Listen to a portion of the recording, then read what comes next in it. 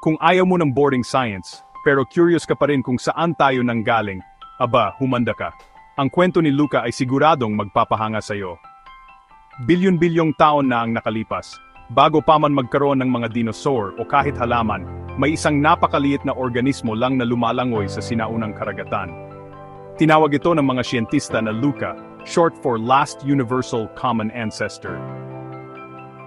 Kahit gaano pa ito kaimposible, lahat ng nabubuhay na bagay, tayo, mga balyena, at kahit ang damo sa bakuran mo, ay konektado sa misteryosong microbe na ito. Nabuhay si Luca mga 3.5 hanggang 4 bilyong taon na ang nakalipas, noong ang Earth ay isang ligaw at bulkanikong lugar na may kumukulong dagat at halos walang oxygen. Hindi lang ito isang selula, kundi bahagi ng isang abalang komunidad ng mga microbe na nagpapalitan ng genes na parang nagpapalit ng trading cards. Sa paglipas ng panahon, ang mga descendants ni Luca ay nahati sa tatlong malalaking grupo, bacteria, archaea, at eukaryotes, ang grupong kinabibilangan ng lahat ng hayop, halaman, at fungi. Ito ang astig na bahagi binuo ng mga siyentista ang mga piraso ng DNA ni Luca sa pamamagitan ng paghahambing ng mga uri ng buhay ngayon.